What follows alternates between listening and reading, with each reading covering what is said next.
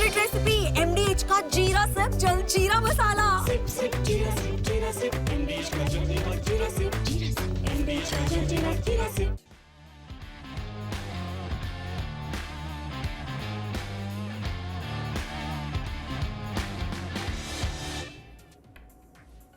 नमस्कार, स्पोर्ट्स 9 में आप सभी का स्वागत है। मैं हूं शिवेंद्र, मेरे साथ हैं मेरी सहयोगी अंकिता और साथ ही साथ वो बुरी खबर जिस पर अब भी यकीन करना काफी मुश्किल है। ये सिर्फ शर्मनाक हार नहीं है बल्कि अप्रत्याशित हार है, क्योंकि क्रिकेट के इतिहास में पहली बार ऐसा हुआ है कि किसी टीम ने एक टेस्ट मैच में 5-5 शतक लगाए हों और उसके बाद उसे हार का सामना करना पड़ा हो। इसीलिए भारतीय टीम की जो गंभीर हार है इस पर बातचीत करेंगे, हार की वजहों को तलाशने की कोशिश करेंगे और साथ ही साथ आपको बताएंगे वो 3-4 बड़ी गलतियां जो भारतीय टीम ने की और जिसका नतीजा रहा ये शर्मनाक हार या अप्रत्याशित हार। शुरुआत करते हैं खबर से, अपडेट से जो बीती रात का है, यानी भारतीय टीम की हार से जुड़ा हुआ है। लीड्स टेस्ट में भारत की शर्मनाक हार, इंग्लैंड ने 5 विकेट से भारत को हराया। इंग्लैंड को 5 टेस्ट मैच की सीरीज में अब 1-0 की बढ़त मिल चुकी है। गिल की कप्तानी में पहला टेस्ट मैच भारतीय टीम हार गई। मैच में 5 शतक लगने के बाद भी टीम इंडिया को हार का सामना करना पड़ा, जिसका जिक्र अभी थोड़ी ही देर पहले मैं कर रहा था। ये बहुत ही अप्रत्याशित इसलिए है क्योंकि इससे पहले ऐसा जरूर हुआ है कि एक टीम की तरफ से 4 शतक लगे थे और उसको हार का सामना करना पड़ा था, लेकिन 5 इंडिविजुअल प्लेयर्स शतक लगाएं और उसके बाद भी आपके खाते में अगर हार आए तो इस हार की वजहों को तलाशना बहुत जरूरी है। इस हार पर माथापच्ची करना बहुत जरूरी है और इस हार की गलतियों को स्वीकार करना उससे भी ज्यादा जरूरी है, वरना कई बार होता यह है कि आप अपनी पीठ थपथपाकर अपनी गलतियों को छिपा ले जाते हैं। और इस मैच में इस बात के आसार बहुत हैं कि आप बहुत कुछ कह सकते हैं। आप कह सकते हैं साहब हमने दोनों अगर इनिंग्स मिला दी जाएं तो 800 से ज्यादा रन बना दिए, हमारे बल्लेबाजों ने 5 शतक लगा दिए, हमारे एक गेंदबाज ने 5 विकेट हॉल लिया, तो फिर हम हार गए, ये हमारी किस्मत खराब थी। किस्मत खराब नहीं थी, खेल खराब था। क्या शर्मनाक रिकॉर्ड भारत के नाम दर्ज हुआ है ये भी आपको बता देते हैं, उसके बाद बातचीत शुरू करेंगे। अगला अपडेट दिखा दीजिए, भारतीय टीम के नाम जो शर्मनाक रिकॉर्ड दर्ज हुआ है। 5 शतक के बाद भी टेस्ट हारने वाली वो पहली टीम हो गई है। इससे पहले 4 शतक के बाद ऑस्ट्रेलिया को हार का सामना करना पड़ा था। 800 से ज्यादा रन बनाकर टेस्ट मैच हारने वाली वो चौथी टीम बन गई है। इससे पहले 3 टीमों के जिम्मे ये बुरा वक्त आ चुका है जब उन्होंने 800 से ज्यादा रन बनाया हो, लेकिन उनके नतीजे जो है वो हार में ही दिखाई दिए हों। कुछ ऐसा ही इस मैच में रहा भारतीय टीम के लिए, जहां पर उसने 800 से ज्यादा रन बनाए, 5 शतक बनाए, फिर भी भारतीय टीम को हार का सामना करना पड़ा। बतौर कप्तान गिल के लिए यह मुश्किल है रास्ता, बिल्कुल रास्ता मुश्किल है अंकिता। लेकिन अभी अगर इस मैच में हार के बाद जो प्राइमरली बातचीत होती है, यानी कप्तान को लेकर बातचीत होती है, कोच को लेकर बातचीत होती है। कप्तान के तौर पर शुभमन गिल का पहला टेस्ट मैच था, आपको उनको एक तरीके से थोड़ा सा छोड़ना होगा, आपको उनको नजरअंदाज करना होगा। नए कप्तान हैं, यंग हैं, लेकिन यहां पर गौतम गंभीर क्या कर रहे हैं ये बड़ा सवाल है, क्योंकि अब गौतम गंभीर की जो कोचिंग है उसमें 2 बड़े दाग लग चुके हैं। पहला, न्यूजीलैंड के खिलाफ जब आप 3-0 से अपने घर में हारे तो भारत के टेस्ट इतिहास में पहली बार ऐसा हुआ किसी टीम ने आपको 3-0 से घर में हरा दिया। और अब बीजीटी हारे, चलिए वो छोड़ देते हैं क्योंकि वहां कोई बहुत बड़ा रिकॉर्ड नहीं कायम हुआ था, लेकिन अब एक बड़ा रिकॉर्ड ये भी कायम हो गया कि पहली टीम हो गई भारत जिसकी तरफ से 5 शतक लगे और फिर भी उसके हाथ क्या आया, हार।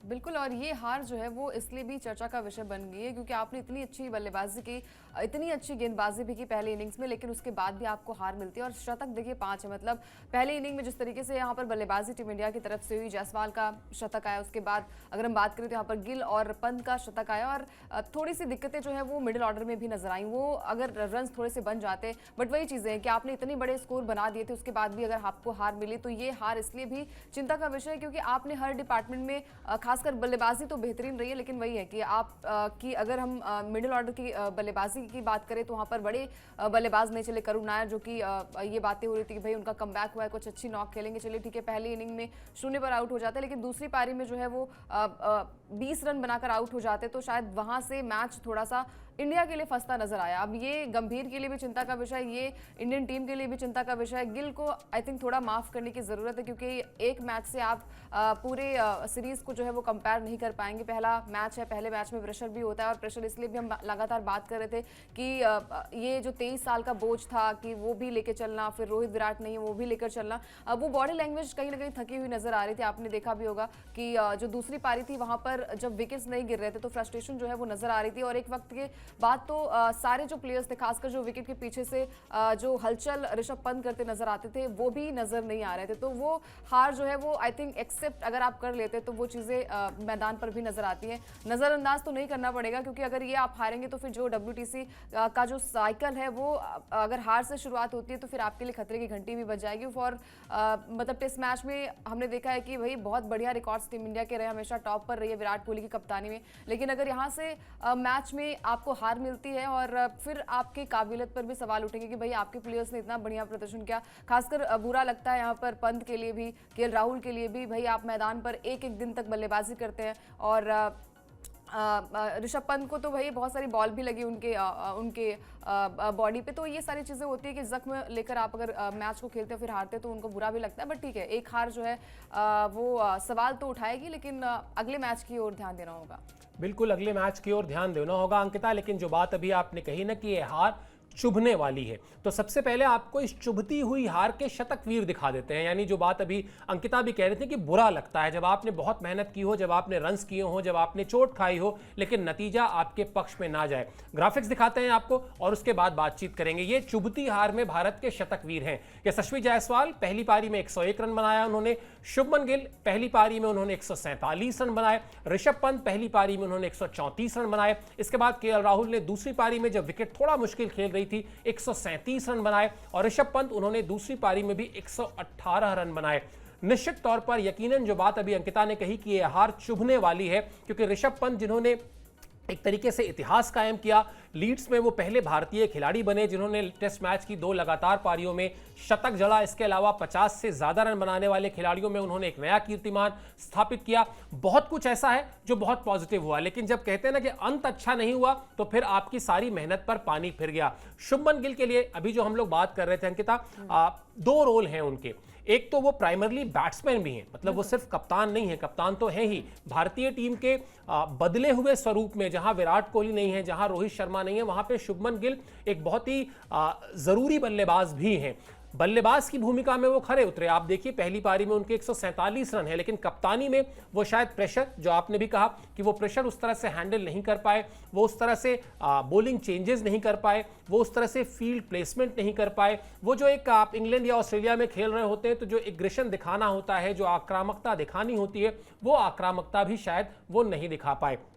लेकिन यहां पर हम एक और बात करते हैं। यहां पर बात यह भी करनी होगी कि वो जो आपने कहा मिडिल ऑर्डर, उसके अलावा वो जो लोअर मिडिल ऑर्डर है उसने क्या किया। क्योंकि अगर आप इंग्लैंड और भारत के बीच इस मैच में हार और जीत के अंतर को आकलन करने के लिए बैठेंगी तो आपको 2 ही अंतर दिखाई देगा। एक खराब फील्डिंग और दूसरा निचले क्रम के बल्लेबाजों का जो सहयोग। जिस तरह से इंग्लैंड के खिलाड़ियों ने साथ दिया, उस तरह से भारतीय टीम के खिलाड़ियों ने अपने विकेट की कीमत नहीं समझी। जबकि टेस्ट क्रिकेट की जो तमाम मूल परिभाषाएं हैं, जो बेसिक डेफिनेशन है, उसमें एक डेफिनेशन है कि आपको अपने विकेट का प्राइस टैग पता होना चाहिए। आप अपना विकेट किसी को फ्री में ना देकर आए, गेंदबाज को थकाएं, थोड़ा रन ना बनाएं तो कम से कम उसका पसीना बहाएं, उसके रिदम को बिगाड़ें, लेकिन ऐसा कुछ नहीं हुआ। क्या कहा शुभमन गिल ने, ये बताते हैं आपको, फिर इन सारी बातों पर चर्चा भी करेंगे। शुभमन गिल का स्टेटमेंट दिखा दीजिए जो हार के बाद उन्होंने मीडिया को दिया। यह एक शानदार टेस्ट मैच था। हमने कैच गिराए और निचले क्रम के बल्लेबाजों का सहयोग ना मिलना हमें भारी पड़ा। हमने इंग्लैंड को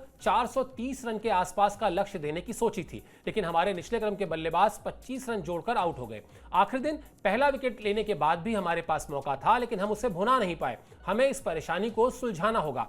इस तरह की पिच पर मौकों का मिलना आसान नहीं होता, लेकिन हमारी युवा टीम है, ये वो टीम है जो अभी, ये वो खिलाड़ी हैं जो अभी सीख रहे हैं। मुझे सुधार की उम्मीद है। शुरुआत में हमने किफायती गेंदबाजी की, लेकिन जैसे जैसे गेंद पुरानी हुई रनों को रोकना मुश्किल होता चला गया।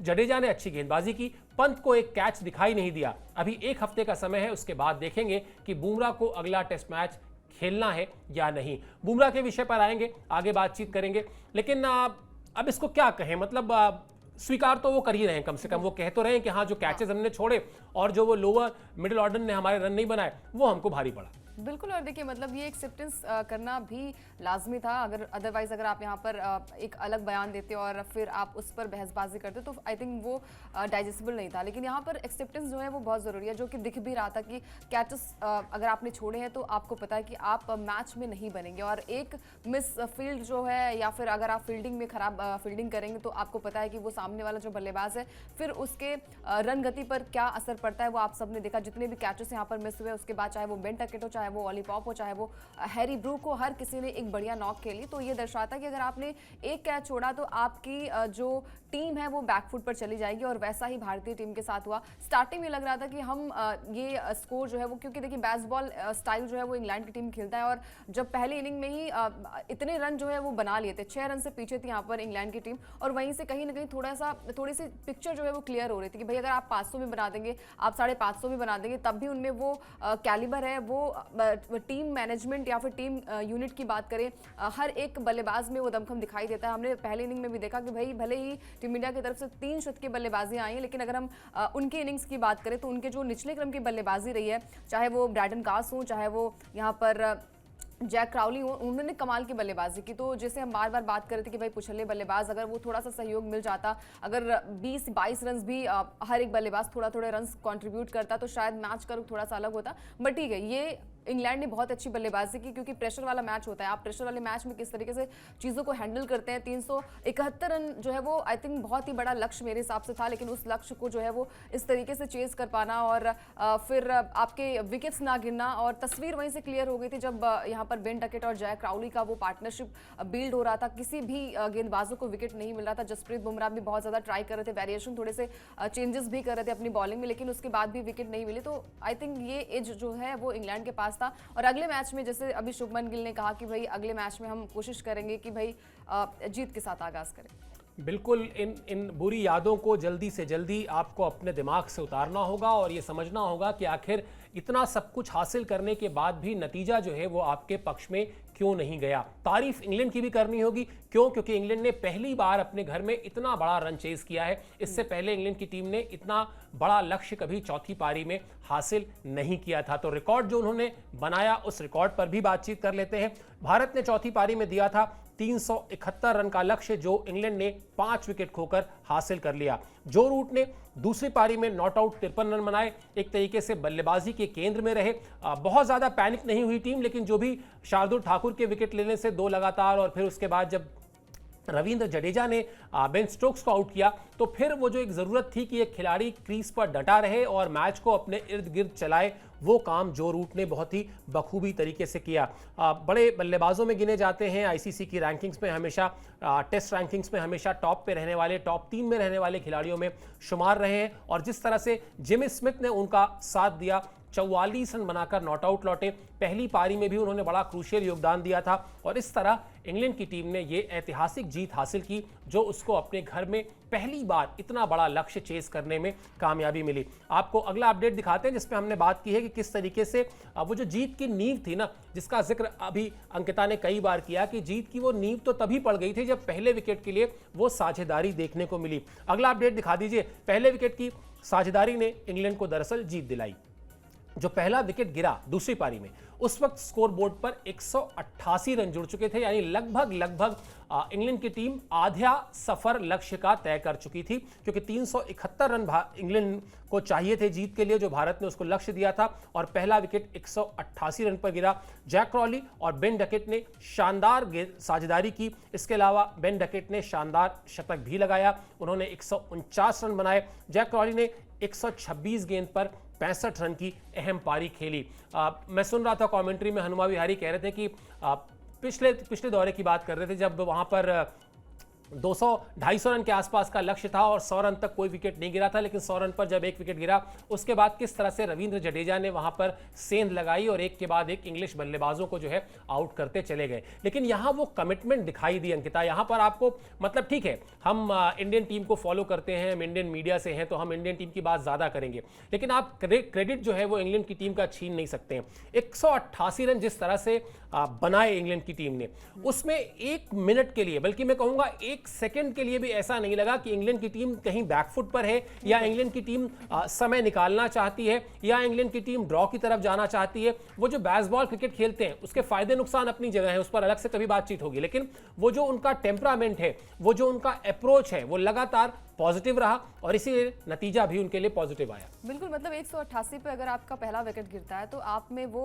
जज्बा है कि बाकी प्लेयर्स आपके पास हैं, आपके पास हैरी ब्रूक है, आपके पास जो रूट है, आपके पास बेन स्टोक्स है, आपके निचले क्रम की बल्लेबाजी भी उतनी किफायती है, तो यहाँ से डर तो नहीं था। लेकिन हाँ, जब शार्दुल ने बैक टू बैक 2 विकेट लिए तो थोड़ी सी राहत भरी सांस इंडिया के लिए हो गई थी कि भाई अब शायद यहाँ पर गेंद थोड़ी सी मूव कर रही है, थोड़ी सी मूवमेंट यहाँ पर तेज गेंदबाजों को मिल रही है। लेकिन उसके बाद जब विकेट्स नहीं गिरे तो आपको पता है कि जो प्रेशर वाला मैच होता है, क्योंकि दिन समाप्ति पर था और वहां से मैच में बहुत ज्यादा रन्स थे नहीं बचे, तो उसके लिए यहाँ पर इंग्लैंड की टीम भी प्रिपेयर थी। अगर यहाँ से पुछले बल्लेबाज भी टिक जाएंगे तो फिर उनकी टीम जो है वो मतलब अच्छी खासी बल्लेबाजी उनके पास है। तो ये दर्शाता है कि आप में वो प्रेशर लेने का कितना ज्यादा कैलिबर है। वो कैलिबर जो है वो इंग्लैंड की टीम में नजर आया। अगर यही चीजें अब मैं देखूं तो यहाँ पर बल्लेबाजी बेन स्टोक्स की बात करें तो 33 रनों की शानदार बल्लेबाजी उनके बल्ले से आई, और जो रूट जो कि पिछले मैच में बहुत ज्यादा रन्स नहीं बना पाए थे, इस बार भी लग रहा था कि क्या दूसरी पारी में बुमराह उनका विकेट ले पाएंगे, लेकिन जसप्रीत बुमराह और मोहम्मद सिराज को विकेट्स नहीं मिली। पिछले इनिंग की बात करें तो वहां पर 122 रन जो है वो खर्च किए थे यहाँ पर सिराज ने। पिटाई उनकी इंग्लैंड में जमकर हुई। अब उन्हें भी देखना होगा, क्योंकि अगर आप पे विकेट्स नहीं मिलती, आप बड़े प्लेयर्स के तौर पर जाने जाते हैं, आप ये कहते हैं कि भाई जसप्रीत नहीं होंगे तो उनकी जगह जो है वो सिराज जो है वो अच्छी गेंदबाजी के लिए जाने जाएंगे, पहला गेंदबाज सिराज ही होंगे। लेकिन जब बुमराह नहीं होंगे, मतलब अभी तो बुमराह ने है तब टीम की ये हालत नजर आई दूसरी पारी में। अगर बुमराह नहीं होंगे तो फिर तो टीम इंडिया की कंडीशन आपको पता है कि भाई जो पिचेस है, जो विकेट है वो इंग्लैंड के फेवर में भी है, क्योंकि बल्लेबाजी के लिए कहा जा रहा था सर कि फ्लैट विकेट है, तो बल्लेबाजी दोनों ही टीमों की तरफ से बहुत बढ़िया हुई, लेकिन गेंदबाजी में कहीं ना कहीं टीम इंडिया बैकफुट पर नजर आई। बिल्कुल, और इस पर भी बात करेंगे कि बुमराह अगर जो मैचेस नहीं खेलेंगे तब क्या असर पड़ने वाला है। लेकिन अब आपको बताते हैं वो जो हम लगातार ये बात कर रहे हैं ना कि क्यों आखिर कुछल्ले बल्लेबाज अगर अपने विकेट की कीमत लगाते तो क्या हो सकता था। अपडेट दिखा दीजिए। अपडेट में इस बात का जिक्र है कि किस तरह से टीम इंडिया ने पहली पारी में 471 रन बनाए और दूसरी पारी में भारतीय टीम ने 364 रन बनाए। अब जो स्क्रीन पर आपके आंकड़ा आने वाला है ये बड़ा दिलचस्प है। पहली पारी में एक विकेट पर 447 रन पर सिर्फ 5 विकेट गिरे थे और 447 रन के बाद पूरी की पूरी टीम जो है वो 471 रन पर सिमट गई, यानी 25 रन कुल बने और 25 रन में सारे आधे से ज्यादा तरीके से विकेट गिरे। और नतीजा क्या हुआ कि 447 से जो आप 500 रन के आसपास आराम से जा सकते थे वो आप 500 रन तक नहीं पहुंच पाए। दूसरी पारी में भी कहानी नहीं बदली। 333 रन, 333, 5 विकेट, और उसके बाद इस 333 में आपने 364 पर ऑल आउट हो गए, यानी 31 रन आपने और जोड़े और 31 रन के भीतर आपके 6 विकेट गिर गए। तो एक 25 रन पर 5 विकेट, 6 विकेट गिरना, फिर 30-32 रन पर 5-6 विकेट का गिर जाना, ये दिखाता है कि शायद वो अति आत्मविश्वास था कि हमारे बल्लेबाजों ने बहुत रन जोड़ लिए हैं, अब हमें और ज़्यादा रन जोड़ने की ज़रूरत नहीं है। हर कोई आया, उसने अपने बल्ले को बड़े ही आक्रामक अंदाज में घुमाया और अपने विकेट को तोहफे में इंग्लिश गेंदबाजों को देकर चला गया। लेकिन नतीजा क्या हुआ इसको आप अब सब जानते हैं। एक और बड़ा सीधा सीधा पहलू है अंकिता, आपने देखा होगा कि इंग्लैंड की टीम ने पहली पारी में 4.61 के रन रेट से रन किए थे। अब अगर ये जो हम 371 रन बार बार बात कर रहे हैं और जो शुभमन गिल का हमने कोट प्लेट थोड़ी देर पहले दिखाया था जिसमें उन्होंने कहा कि 430 के आसपास देने की सोच रहे थे, अगर 430 रन भारतीय टीम ने दिए होते, ज्यादा नहीं, सिर्फ 60 रन और बनाने थे और वो पहली पारी और दूसरी पारी में बहुत आराम से बनाए जा सकते थे, जो हम दिखा रहे हैं किस तरह से कोलैप्स हुआ है लास्ट में, तब शायद वो इंग्लैंड की टीम को रिस्क लेना होता। तब अगर उसको जीत हासिल करनी थी तो उसको कुछ रैश शॉट मारने होते, जो उसको मारने ही नहीं पड़े। आपने देखा होगा जब रविंद्र जडेजा बहुत शानदार गेंदबाजी कर रहे थे, बड़े आराम से इंग्लिश बल्लेबाजों ने 1 रन लिया और पूरा का पूरा ओवर निकाल दिया। सेम गोज विद बुमराह ने जब अच्छी गेंदबाजी की, जब वो लगातार अपनी लय में थे, 1 रन लीजिए, आगे बढ़िए, अगला ओवर खेल लेंगे। तो वो जो एक प्रेशर होता है स्कोर बोर्ड का, वो प्रेशर इंग्लिश टीम पर दिखाई ही नहीं दिया। खासतौर पर 188 पर जब जब पहला विकेट गिरा उसके बाद से तो ऐसा लग रहा था कि मैच पूरी तरह से उनके कंट्रोल में है, सिवाय वो 2 विकेट अगर हटा दिए जाएं जो शार्दुल ठाकुर ने बैक टू बैक लिए। बिल्कुल, और देखिए मतलब 188 पर 202 पर दूसरा विकेट गिरता है तो ये प्रेशर होता नहीं, और आई थिंक ये चीज़ें जो है वो डिस्कस हुई होंगी यहाँ पर बल्लेबाजों के बीच में कि भाई अभी ओवर्स भी ज़्यादा बचे हुए हैं, तो वो प्रेशर जो है वो बल्लेबाज पर नहीं था, वो प्रेशर जो था वो भारतीय टीम पर था, वो प्रेशर जो है वो नजर भी आ रहा था। पहला विकेट गिरा तो राहत की सांस तो थी कि चलिए ठीक है, मतलब हम लोग भी क्रिकेट देख रहे थे और लग रहा था कि भाई कितनी ज़्यादा कंडीशंस जो है वो टफ हो रही हैं भारतीय टीम के लिए, लेकिन वहीं से तस्वीर जो है वो बदल गई थी। तस्वीर का सीधा सीधा सा यही यहाँ पर रुख है कि टीम जो है वो हारती हुई नजर आ रही थी, यानी कि भारतीय टीम जो है वो कहीं ना कहीं वहीं पर उन्हें हार का सामना दिखाई दे रहा था। बट यही चीज़ें हैं कि आगे की अगर रणनीति पर काम करना होगा तो आपको अपनी बल्लेबाजी पर भी ध्यान देना होगा, क्योंकि अगर हम इंग्लैंड के बल्लेबाज जो हैं, खासकर जो गेंदबाज है वो बल्लेबाजी कर पाएंगे तो आपके पास तो ऑलराउंडर्स हैं, आपके पास जडेजा है, आपके पास शार्दुल ठाकुर है, जो कि दोनों इनिंग्स में कुछ खास कमाल ही नहीं कर पाए। मतलब अगर हम करुण नायर से बात करें पहले इनिंग की तो वो 0 पर आउट हो जाते हैं, जडेजा 11 पर आउट होते हैं, 1 रन शार्दुल ठाकुर बनाते हैं, 0 पर बुमराह आउट हो जाते हैं, 3 रन जो है वो सिराज बनाते हैं, कृष्णा 1 रन बनाते हैं। तो आप देख लीजिए कि डबल डिजिट का आंकड़ा सिर्फ जडेजा पार कर पाए, वो भी 11 जो शगुन का वो कहते हैं ना कि शगुन होता है वो देकर भारतीय टीम को गए। तो देखना होगा, और हर एक मुद्दों पर जो है जैसे गिल ने कहा कि भाई अगर यहाँ से 430 बनाते हम 400 से पार बनाते रन तो शायद ये कंट्रोल जो है उनके हाथ में होता। बट ठीक है, हार जीत किसी एक ही टीम को मिलती है। वो इंग्लैंड ने अच्छी बल्लेबाजी की, इंग्लैंड की रणनीति जो है वो काम आई। अब ये रणनीति जो है वो अगले मैच में भारतीय टीम को देखनी होगी कि किस तरीके से पूरा प्लान करना होगा, क्योंकि आपको बल्लेबाजी पर ध्यान नहीं देना है, आपको अपनी काबिलियत पर भी ध्यान देना है, आपको अपनी गेंदबाजी पर ध्यान देना है, और जो खासकर जो आप प्लेयर्स को ऑलराउंडर्स को लेकर गए हैं वो भी कुछ रन्स बनाए, कम से कम 30-40 रन तो आप जोड़ें, नहीं तो फिर इंग्लैंड की विकेट जो है वो पाटा विकेट अगर अगले मैच में भी रहेगी तो वहां पर भी यही हाल देखने को मिलेगा। बिल्कुल, और बल्लेबाजी और गेंदबाजी से कहीं ज्यादा पहले ध्यान देना होगा फील्डिंग पर, जो इस मैच में बहुत ही बड़ी एक कमजोर कड़ी दिखाई दिया। किस तरह से फील्डिंग का जो नुकसान रहा वो भारतीय टीम को उठाना पड़ा, वो आपको दिखाते हैं, क्योंकि ये भी एक बहुत इंपॉर्टेंट पक्ष है इस मैच का। खराब फील्डिंग भारत की हार की सबसे बड़ी वजह बनी। लीड्स में यशस्वी जायसवाल ने 4 कैच छोड़े। पहली इनिंग में बेन डकेट, ऑली पोप और हैरी ब्रूक का कैच छोड़ा था। उसके बाद दूसरी पारी में बेन डकेट का कैच छोड़ा जब वो 97 रन पर थे। इसके बाद उन्होंने 125 से ज्यादा रन जोड़े और वो भारतीय टीम की हार की एक बड़ी वजह बने। डकेट ने दूसरी पारी में शतकीय पारी खेली, जिसका जिक्र अभी हम कर रहे थे। तो खराब फील्डिंग किस तरह से भारतीय टीम को भारी पड़ी, उसके लिए ये टेस्ट मैच सबसे बड़ा उदाहरण है इस वक्त। और पहली पारी में हम लोगों ने जोड़ा था, हमारी टीम ने एक स्टोरी भी की थी जिसमें हमने आपको बताया था कि पहली पारी में जिन बल्लेबाजों को जीवन दान मिला उन बल्लेबाजों ने 190 रन का नुकसान भारतीय टीम को किया। यानी बल्लेबाज अगर जिस वक्त उन्होंने कैच दिया था अगर वो आउट हो गए होते तो इंग्लैंड के स्कोरबोर्ड पे पहली पारी में आपको 190 रन कम नहीं होते, 190 रन कम दिखाई देते। ये कहानी है पूरी की पूरी खराब फील्डिंग की। चलिए गेंदबाजी पर भी बात कर लेते हैं, क्योंकि गेंदबाजी का पक्ष जो है वो भी बहुत इंपॉर्टेंट है। वहां पर पहली पारी के मुकाबले दूसरी पारी में भारतीय गेंदबाज जो है वो बेअसर दिखाई दिए।